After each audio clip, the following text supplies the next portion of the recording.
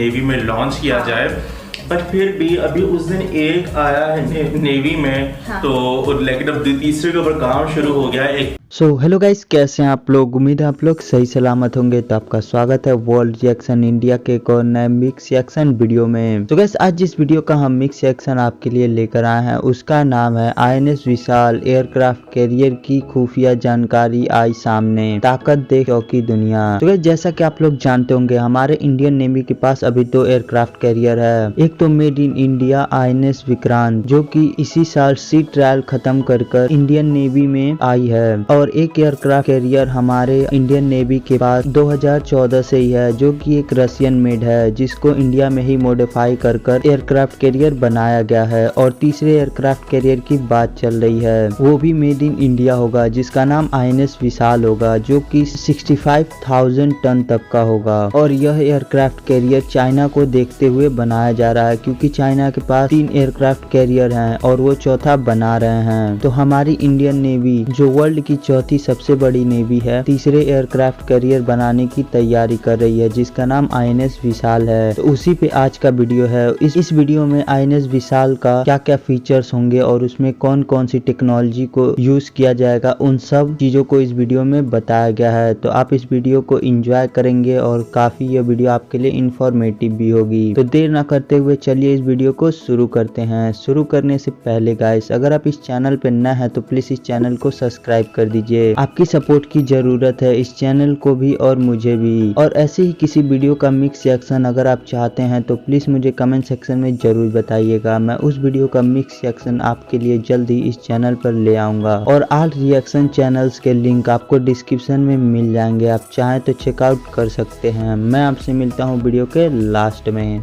दोस्तों INS विक्रांत के भारतीय नौसेना में शामिल होने के बाद अब भारत के तीसरे एयरक्राफ्ट की चर्चा शुरू हो गई है। 2 सितंबर को देश में बना पहला स्वदेशी युद्धपोत INS विक्रांत नेवी में शामिल हो गया, जिसे मिलकर भारत के पास 2 एयरक्राफ्ट कैरियर INS विक्रांत और INS विक्रमादित्य हो गए हैं। लेकिन हिंद महासागर में चीन की नेवी के बढ़ते दखल और बढ़ते एयरक्राफ्ट कैरियर की बढ़ती संख्या से निपटने के लिए नौसेना के पास तीसरा एयरक्राफ्ट कैरियर का होना काफी जरूरी है। इसलिए आज की इस वीडियो में हम भारत के तीसरे एयरक्राफ्ट कैरियर INS विशाल की बात करेंगे। साथ ही यह भी बताएंगे कि क्या भारत के INS विशाल के बाद कोई और एयरक्राफ्ट कैरियर बनाया जाएगा। अगर आप भारत के भविष्य के एयरक्राफ्ट कैरियर INS विशाल के बारे में जानना चाहते हैं तो वीडियो के आखिर तक बने रहें। दोस्तों INS विशाल भारत का तीसरा एयरक्राफ्ट कैरियर होगा। विशाल शब्द का संस्कृत में मतलब होता है भव्य। यह INS विक्रांत के बाद भारत में बना दूसरा एयरक्राफ्ट कैरियर होगा।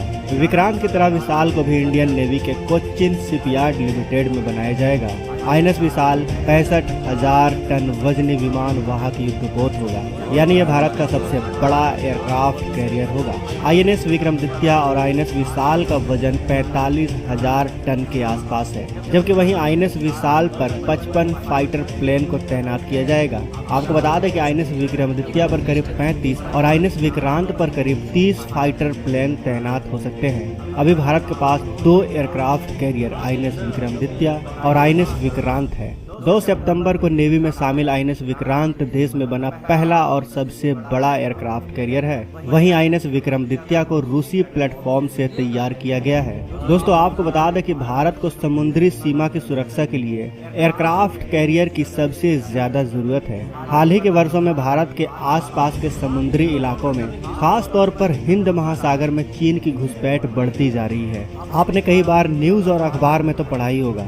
ऐसे में भारत के लिए एयरक्राफ्ट कैरियर्स काफी अहम हो जाते हैं। अब तक चीन के पास लियोनिंग और सोडोन नाम के 2 एयरक्राफ्ट कैरियर हैं और इस साल जून में उसने अपना तीसरा एयरक्राफ्ट कैरियर फुजियान भी लॉन्च कर दिया है। ये चीन में निर्मित और कैटोबार टेक्निक से लैस चीन का पहला वॉरशिप है और ये काफी शक्तिशाली भी है। लेकिन दोस्तों भारत ने भी चीन के तीसरे एयरक्राफ्ट कैरियर का जवाब देने के लिए पूरी तरह से कमर कस ली है।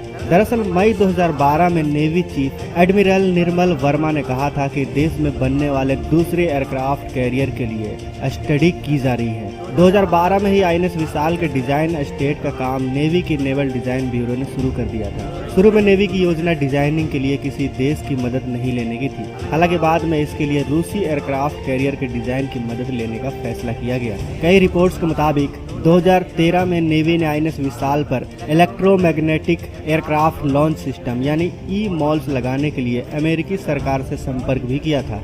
2015 में अमेरिका के राष्ट्रपति ने कहा था कि वो भारत को ई-मॉल्स और अन्य टेक्नोलॉजी बेचने के लिए तैयार है। 2015 में ही आईएनएस विशाल के डिजाइन के लिए नेवी ने 4 देशों ब्रिटेन, फ्रांस, अमेरिका और रूस की डिफेंस कंपनियों से संपर्क भी किया था। नेवी ने इन कंपनियों से वॉरशिप की टेक्निक और लागत से जुड़ी जानकारी मांगी थी। अगस्त 2015 में भारत और अमेरिका ने आईएनएस विशाल की डिजाइनिंग और डेवलपमेंट के लिए एक ज्वाइंट वर्किंग ग्रुप बनाया। अक्टूबर 2017 में राष्ट्रपति डोनाल्ड ट्रंप ने आईएनएस विशाल के लिए ई-मल्स से जुड़ी टेक्नोलॉजी भारत को देने की मंजूरी दे दी। दिसंबर 2018 में नेवी चीफ सुनील लांबा ने कहा था कि आईएनएस विशाल की योजना पर काम आगे बढ़ गया है और जहाज का निर्माण अगले 3 सालों में शुरू होने की संभावना है। अप्रैल 2021 में नेवी ने फैसला किया कि वो अब आईएनएस विक्रमादित्य को रिप्लेस करने के लिए आईएनएस विशाल को लाएगी। नवंबर 2021 में नेवी ने आईएनएस विशाल के डिजाइन में थोड़ा बदलाव किया। आईएनएस विशाल को अनमैन्ड और मैन्ड दोनों एयरक्राफ्ट की लैंडिंग का डिजाइन तैयार करने और वर्तमान वजन 65,000 टन को थोड़ा घटाने पर विचार किया गया। लेकिन आपको याद होगा कि पहले आईएनएस विशाल को एक न्यूक्लियर पावर सुपर कैरियर बनाने का प्लान था, लेकिन साइज घटाने से कैरियर का वजन, लागत और इसे बनाने में लगने वाला समय भी घटा। अप्रैल 2022 में भारत हेवी इलेक्ट्रिकल्स लिमिटेड यानी BHEL ने आईएनएस विशाल में इलेक्ट्रिकल सिस्टम के सिलसिले में जनरल इलेक्ट्रिक के मालिकाना हक वाली ब्रिटिश और फ्रेंच कंपनी GE पावर के साथ बातचीत किया, लेकिन फिर किन्हीं कारणों से आईएनएस विशाल के प्रोजेक्ट को रोक दिया गया। लेकिन दोस्तों एक बात तो साफ है कि आईएनएस विशाल भारत में मौजूद पहले के दोनों एयरक्राफ्ट कैरियर से काफी ज्यादा एडवांस और काफी ज्यादा अलग होगा। आइए अब हम आईएनएस विशाल के खूबियों और उसके ताकत के बारे में भी जान लेते हैं। आईएनएस विशाल में लड़ाकू विमान की लॉन्चिंग और लैंडिंग के लिए कैटोबर लॉन्च सिस्टम का इस्तेमाल किया जाएगा। वहीं विक्रांत और विक्रमादित्य में लड़ाकू विमान की लॉन्चिंग और लैंडिंग के लिए कैटोबार लॉन्च सिस्टम का इस्तेमाल नहीं किया गया है।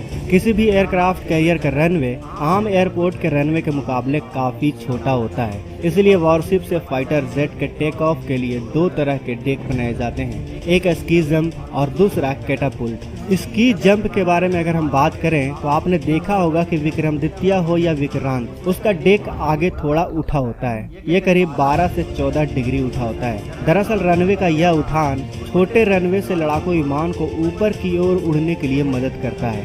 इस तरह से छोटे रनवे को उड़ान भरने को स्की जंप टेक ऑफ कहते हैं। इस सिस्टम को सटोबार यानी short take off but arrested recovery system भी कहा जाता है। इस टेक्निक से विमान उड़ तो सकते हैं, लेकिन ज्यादा भारी और भारी भरकम हथियारों से लैस विमानों को उड़ाया नहीं जा सकता। अब हम कैटापुल्ट टेक ऑफ के बारे में जान लेते हैं। सपाट डेक पर फाइटर जेट का take off catapult take off कहा जाता है। इसमें लड़ाकू विमान को जहाज से टेक ऑफ के लिए कैटापुल्ट यानी कुलेल जैसी टेक्निक का इस्तेमाल करके पुश किया जाता है। मतलब इस टेक्निक से प्लेन को एक कुलेल जैसे सिस्टम के जरिए लॉन्च के लिए जरूरी एनर्जी दी जाती है। इसे कैटाबोर यानी catapult assisted take off but arrested recovery system भी कहा जाता है। कैटापुल्ट टेक ऑफ का इस्तेमाल ज्यादातर अमेरिकी वॉरशिप में होता है, लेकिन इसी सिस्टम का इस्तेमाल आईएनएस विशाल में भी किया जाएगा, जिसके लिए भारत ने एयरक्राफ्ट लॉन्च सिस्टम यानी ई-मल्स तकनीक अमेरिका से खरीदी है। लेकिन अब सवाल यह है कि यह एयरक्राफ्ट कैरियर भारत की शान बढ़ाने भारतीय नेवी में कब तक आएगा।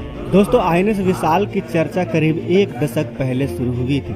शुरू में इसके 2020 तक नेवी में शामिल होने की उम्मीद थी, लेकिन कई कारणों से यह प्रोजेक्ट शुरू ही नहीं हो पाया। 2018 में नेवी ने इसका निर्माण कार्य 2021 तक शुरू होने की बात भी कही थी, लेकिन अब बताया जा रहा है कि आईएनएस विशाल 2030 तक भारतीय नौसेना में शामिल किए जाने की उम्मीद है। आईएनएस विशाल को लेकर भारत के parliamentary standing committee on defence यानी SCOD ने पिछले साल दिसंबर में कहा था कि भारत की समुद्री सीमा काफी ज्यादा बड़ी है, जो 7,515 किलोमीटर तक फैला है, और ऊपर से हिंद महासागर में चीन की बढ़ती घुसपैठ और एयरक्राफ्ट कैरियर की बढ़ती संख्या हमारे लिए बड़ी चेतावनी है। चीन के पास मौजूदा समय में 3 एयरक्राफ्ट कैरियर हैं, जिसमें हाल ही में चीन ने अपना टाइप 003 फुजियान नाम के एयरक्राफ्ट कैरियर को जून 2022 में बनाकर तैयार किया है, जो तकरीबन 80,000 टन वजनी है। वहीं दूसरी तरफ चीन 2027 तक अपना type 004 nuclear powered aircraft carrier को भी तैयार कर लेगा, जो तकरीबन 1,10,000 टन वजनी होगा, जिस पर J-20, J-31 जैसे 70 से 100 लड़ाकू विमान को तैनात किया जाएगा। और ऐसे में भारत के 2 एयरक्राफ्ट कैरियर भारत की समुद्री सीमा की रक्षा करने के लिए काफ़ी नहीं होंगे।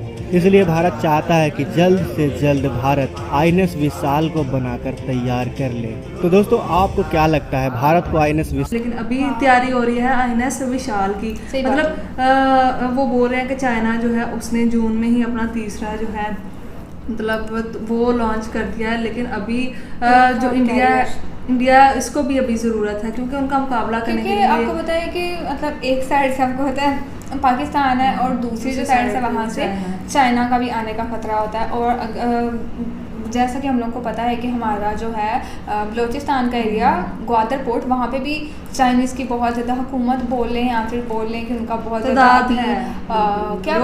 हाँ जो भी है उनका है अभी। तो उसकी वजह से इंडिया को वहाँ से भी ध्यान रखने की बहुत ज़्यादा ज़रूरत है, यहाँ से भी ध्यान रखने की। और जो है मतलब चाइना जो है उसका यही होता है कि जो इंडियन ओशन है उसमें घुस जाए और क्योंकि उसकी हाँ अगर वो यहाँ से जाता है इंडियन, क्योंकि इसमें भी खुद बनाने में कमेंट्स मैंने पढ़े थे कि 8 साल लगे इसको बनाने में, INS विक्रांत। और मतलब मैं इसके अंदर जो इसके जो वो बता रहे थे कि इसके अंदर क्या क्या अपना टेक्नोलॉजीज का इजाफा होगा INS विक्रांत के अंदर, क्या था अलग टाइप का बनेगा, है ना? ये हाँ इसके अंदर यानी कि जाहिर सी बात है ना, अपडेट तो होती है ना हर चीज़ में। अब आप कोई पहले चीज़ बना रहे हो तो फिर उसके अंदर आप और कुछ हाँ वही।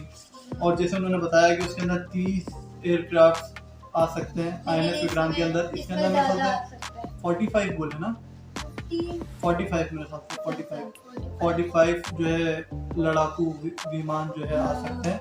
और दूसरी चीज़ ये कि इन्होंने वो रनअप वाला भी बताया कि जो है कि मैं यही देख रहा था वो रनवे बोल रहा हूँ, रनवे वो जो है उठा हुआ है। सो गाइस, आज की वीडियो यहीं ख़त्म होती है। उम्मीद है आप इस वीडियो को एंजॉय किए होंगे। एंजॉय किए तो प्लीज़ मुझे कमेंट सेक्शन में ज़रूर बताइएगा। और अगर आपको बहुत सारे रिएक्शन एक साथ देखने अच्छा लगता है तो प्लीज़ इस चैनल को सब्सक्राइब कर दीजिएगा, क्योंकि मैं ऐसे ही मिक्स रिएक्शन वीडियो आपके लिए रोज़ लाता रहता हूँ। और अगर आप किसी भी वीडियो का मिक्स रिएक्शन चाहते हैं तो आप मुझे कमेंट सेक्शन में बता सकते हैं। मैं उस वीडियो का मिक्स रिएक्शन आपके लिए जल्द ही इस चैनल पर ले आऊँगा। मिलते हैं आपसे एक और नए मिक्स रिएक्शन वीडियो में जल्दी। तब तक के लिए बाय गाइस, अपना ध्यान रखिए।